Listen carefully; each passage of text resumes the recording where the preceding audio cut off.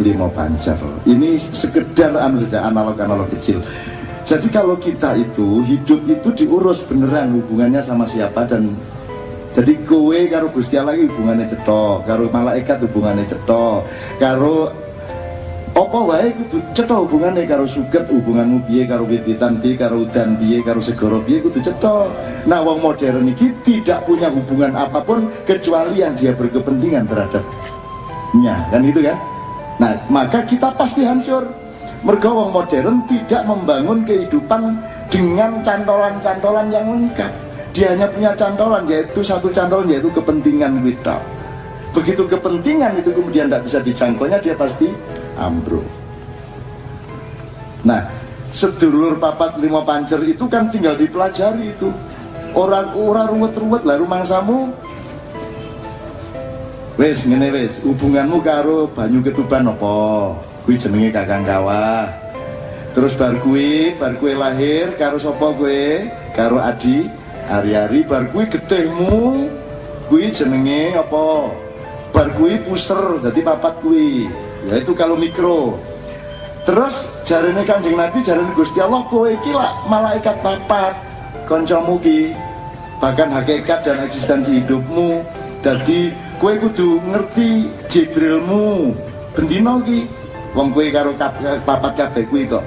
Kowe kudu mangerteni Mikaelmu, kowe kudu mangerteni Israfilmu, kowe ya wis dienteni Israilmu. Kowe kudu cetha hubungannya karo ekonomi kita apa, hubungannya karo anak kita apa, sama rumah tangga kita apa. Kalau itu tidak cetha, maka kita hanya hidup di dalam awang-uwong yang kita tidak memahaminya. Jadi kita nanti kaya ya kita tidak ngerti, miskin ya tidak ngerti, kita mengalami apa saja semua tanpa ilmu dan pengertian. Wong saiki kowe ora ngerti nek adzan saka menara-menara kuwi janjane kuwi nyicil ngurangi dosane Hitler. Kuwi orang ngerti hubungannya gue. Wah, aku bingung apa hubungannya cak lho. Sing gawe sound system toa kuwi idene Hitler biyen. Untuk mobilisasi Deutsche Über Alles itu, terus Hitler itu kan perintis kapal selam, itu dia yang juga pertama. Tank itu pertama Jerman. Nah, toa kuwi sing Horen kuwi Hitler kuwi. Dadi saya masjid gawe kuwi dosane Hitler dikurangi berkuwi jari ae itu. Ono ceritane. Nek ora diselidiki kono, diseliti itu loh. Jadi wong urip aja dumeh, aja ngremehke sapa-sapa, sebab kabeh iki kudu cetha hubungane, kudu cetha matur nuwun ora.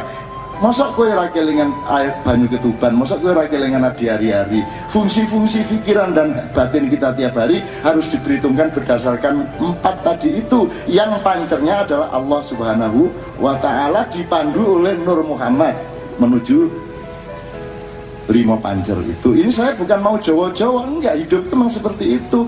Dalam Islam itu disebut 4 malaikat. Kemudian alam semesta ini kan lebih kecil dari dirimu, karena engkau khalifahnya. Maka di alam semestanya ada pembagian persis seperti di dalam dirimu. Mulane kowe kudu ngerti, nek ana sing nyebut kae Mbah Petruk jane sapa, ning Merapi kae Kiai Gringsing sapa, Mbah Jumadil Kubro sapa, Pangeran Patmo sapa. Nek iso didoleki disinaoni, aja mung disirik-sirikke. Kiai Sapu Jagat sapa didoleki, kono sejarahe kabeh. Jajal sing ngurusi asep sapa? Loh, emang ada yang ngurusin loh. Rumah samu Gusti Allah nggak kowe tok lho iki. Aja GR kowe, Gusti Allah duwe staf oke banget dengan kementerian-kementerian. Jadi seluruh yang sifatnya batin dan ilmu itu namanya kakang kawah, itu namanya Jibrilia. Di dalam dirimu selalu ada inspirasi dari, kalau yang tertinggi itu software namanya extension namanya wahyu, di bawahnya ada karomah, maunah, fadilah, ilham atau inspirasi, ya. Itu semua urusan Jibril. Tapi kalau soal maintenance, penataan alam dan kehidupan, baik alam semesta, gunung-gunung, laut, sungai, lempengan-lempengan bumi, gunung berapi, maupun lautan yang ada di dalam dirimu, gunung-gunung berapi yang ada di dalam dirimu, semua penataannya itu disiapkan oleh Mikael.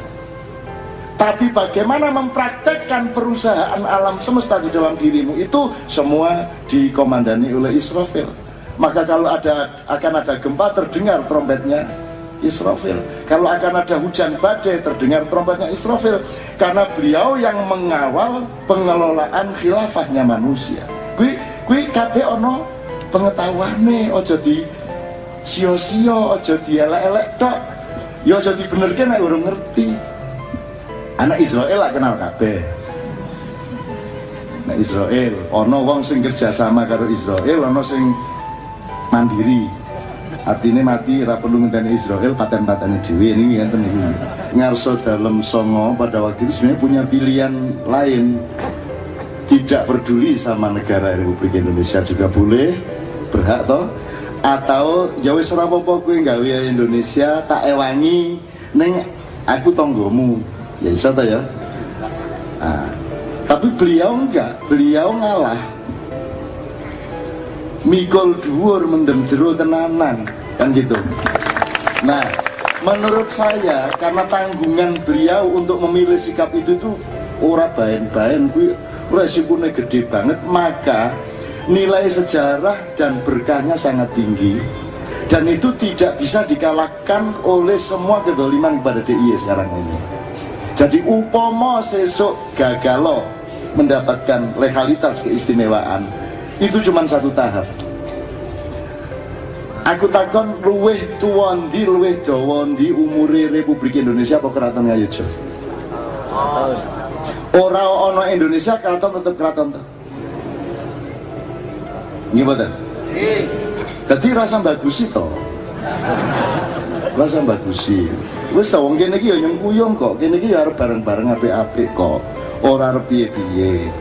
Kuwi engko nek kowe selak saka keharusan sejarah iki engko kowe mesti ya kualat dhewe, kowe engko ya mesti bar kowe kecelek. Sebab Jogja itu sudah madeg keraton itu sudah di dalam hatinya rakyat Jogja dan sampai anak turunnya sampai kapanpun.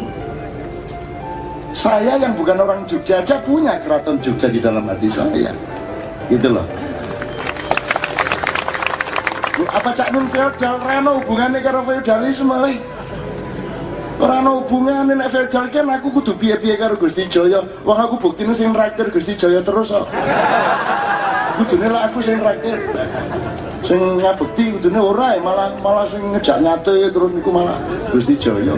Nek Gusti Prabu rencanane. Ini dereng tambahan ngoten nggih. Ning insyaallah lah. Insyaallah segera lah niku nggih. Itu yang pertama. Nomor dua, salah satu kelemahan reformasi niki karena tidak ada imamnya, tidak ada mursyidnya, tidak ada guru bangsanya. Reformasi ini melahirkan satu cara berpikir dan sikap mental yang sangat negatif, tidak hanya di bidang keistimewaan tapi juga di banyak bidang yang lainnya yang menyangkut masjid, menyangkut aliran, golongan, semua kena sikap itu, yaitu sikap untuk mentidakkan sing wis-wis. Jadi la ilahane kuat banget neng ilallah ora cetha. Ilallah ora cetha. Jadi keraton iki dianggap wis ora iki barang lawas ora. Ning sing iya piye? Kuwi akhire sing iya kuwi sing karepe dhewe-dhewe, pentinge dhewe-dhewe kan gitu. Itu terjadi bahkan di dalam tubuh organisasi-organisasi yang sudah ada sejak sebelum reformasi, termasuk NU, Muhammadiyah, struktur kepengurusan masjid, semua mengalami itu. Tidak saya perpanjang, tapi memang saya kira kita sedang mendapat cobaan itu. Kita bukan mau bikin Jogja ini moncar ke ora, neng diapa-apake pancen asal usule ki nek ora yojo sing ngarso dalam songo sing lilo jembar gelem nyengkuyung berdirinya NKRI kan yo ora ono. Dadi kuwi urusanmu nek kowe selak karo kenyataan kuwi, urusanmu ora karo Gusti Jaya, Gusti Prabu dan rakyat Jogja, urusanmu karo Gusti Allah. Tadi gue menggon innahum yakiduna kaita wa akidu kaita famahilil kafirina amhilhum ruwaida. Dikasih waktu sebentar untuk ngeyel kaya ngono, neng sesuai mesti kewalik meneh. Terus tenang mon Gusti Prabu, sing penting satene sing sebelah ndi ngoten. Itu saya kira begitu. Nah sekarang kita tidak ngomong politik. Sekarang Gusti Jaya insya Allah akan memberikan hikmah dan wacana yang lebih luas mengenai masjid ini, karena ini konsep sosial, ini konsep kosmologi, ini semua ini bukan waton gawe, itu loh. Dan Indonesia kan tidak membuat negara dengan konsep yang sekaya itu, semendalam itu. Maka tidak ada ceritanya Indonesia Jogja belajar kepada Indonesia, Indonesia harus belajar kepada Jogja. Nek kowe ra gelem tak paksa sesuk. Enten ono wae waktune. Nek ora kelakon ya biasa, jen ora tau kelakon ngono piye. Itu, jadi Gusti Jaya Nyun Sewu sekarang kita sedang berada di halaman masjid besar dengan konsep bukannya sekedar masjid. Ada konsepnya. Nyun Sewu nggih Gusti, iki ana halaman ya saka sembayang kono, saka kuwi tekan kono iki diatur jarake kowe nek metu mlebu saka kauman, kuwi mlebune lewat lorong ana dalan cilik, itu ada transisi, ada konsep yang dikarepke dalam arsitektur masjid Jawa tradisional waktu itu. Nek masjid Arab kan begitu kowe mlebu langsung gedung, tembok dhuwur ngono kae. Dadi ora ana religiusitas, ora ana rasa sejati ora kebangun. Nek kowe mlebu masjid gede, kuwi dunya iki kok tinggal njur kowe mlebu nang omahe Gusti Allah ki alon-alon, begitu kowe tekan kene tekan jero wis dunyane wis ning mburimu. Mulane njur Allahu Akbar, tangane nyilake dunya kono sing kongko. Itu Allahu Akbar tangane ngeten iki. Jadi ini konsepnya seharusnya ditiru oleh konsep masjid-masjid modern. Kita manan ki laku gawe piye? Kok aku piye? Cangkemku sak ngono kuwi. Ya soal sing ngangslupi beda-beda ya Gus. Ya Nyun Sewu niki kali guyone, wong karang kula niki ngabdi dalem oce-ocean nggih. Gusti Jaya Nyun Sewu bab masjid, keraton sak piturute dalam konsep-konsep kabudayaan dan filosofi. Matur nuwun. Assalamualaikum warahmatullahi wabarakatuh. Terima kasih atas waktu yang diberikan pada kami.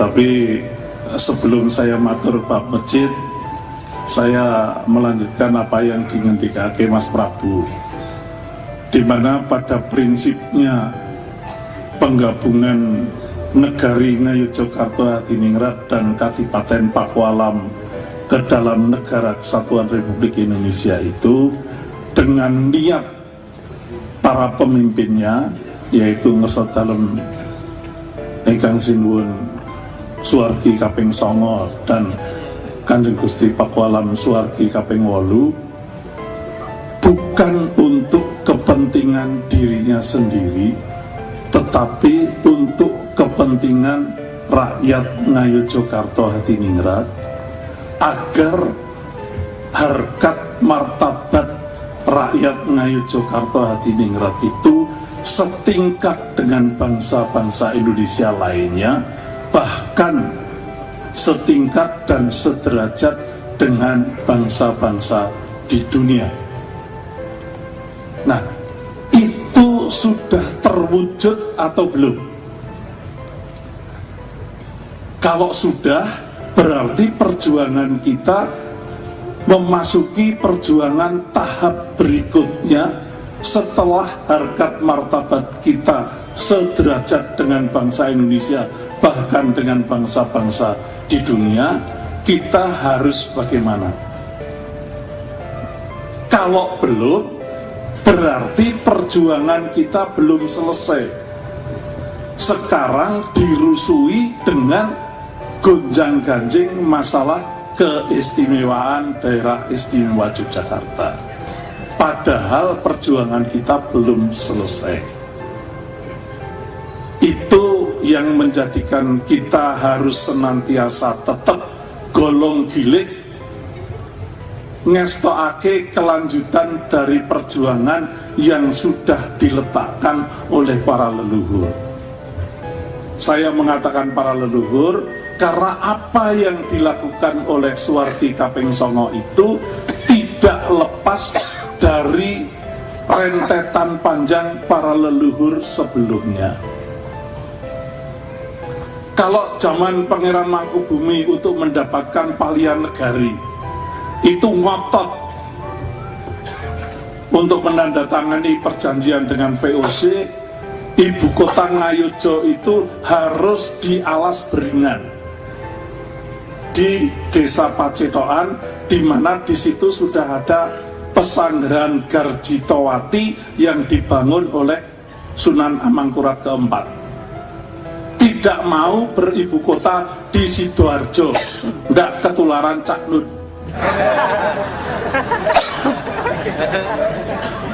Tapi ngotot harus di Garjitowati. Kemudian yang kedua, untuk mengelola negari Ngayogyakarta Diningrat dipilih Pepatih Dalem Yudonegoro yang merupakan musuh Belanda yang pada waktu itu menjadi bupati di kawasan Purworejo. Kalau dua itu tidak dituruti oleh kolonial Belanda, lebih baik Pangeran Mangkubumi bertekad untuk meneruskan peperangan yang sudah berjalan 9 tahun. Setelah dipenuhi apa yang diminta, perjanjian itu walaupun merugikan banyak negari Ngayogyakarta, ora digape, ora diwaos. Itu sama dengan yang dilakukan oleh Suwardi Kaping Songo. Setelah 6 bulan membahas 3 hal tidak selesai, beliau mendapat bisikan dari leluhur, wis tole tekenan wae, sedilo meneh londo arep lunga saka kene. Dengan pesan itu beliau bergegas ke kantor gubernur, langsung meminta konsep perjanjian kontrak politik itu ditandatangani tanpa dibaca, dan kemudian juga tidak pernah dibaca sampai menjelang wafat beliau. Jadi apa yang dilakukan oleh Suwardi Kaping Songo itu mirip dengan Suwardi Kaping Sepisan.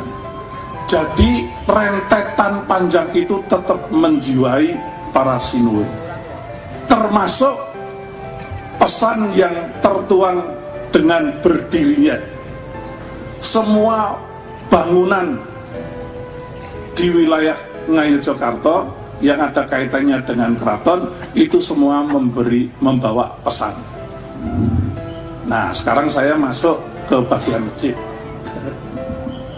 Karena tadi sudah disentuh oleh Cak Nun, masjid itu kalau masjid Jawa, ya inilah wujud masjid Jawa ini seperti masjid gede ini. Tapi masjid gede ini adalah masjid keprabon, masjid utama. Masjid Jawa mesti harus menghadap ke timur, bukan mengarah kiblat. Bangunan masjid itu menghadap ke timur, tetapi sholat tetap mengarah kiblat. Jadi pada waktu itu, sejak dibangun, sejak Sinuwun Hamengkubuwono pertama, sudah diberi ancer-ancer. Kiblatnya itu dipecah suci. Dari regol masuk ke masjid sampai pendopo itu ada jalan yang miring, itu namanya pecah suci, itu arah kiblat. Tapi kalau bangunan masjid menghadap ke timur, karena masjid itu adalah perangkat kita manusia di dunia. Oleh karena itu menghadap timur, menyongsong matahari terbit sampai matahari terbenam, di mana manusia diwajibkan beribadah di masjid pada saat kamu manusia hidup di dunia. Betul nggak? Pada waktu manusia itu masih di kandungan ibu, yang ibadah kan ibunya. Pada waktu manusia itu sudah di alam kubur, yang ibadah kan ahli warisnya. Kita yang masih hidup di dunia inilah yang wajib ngibadah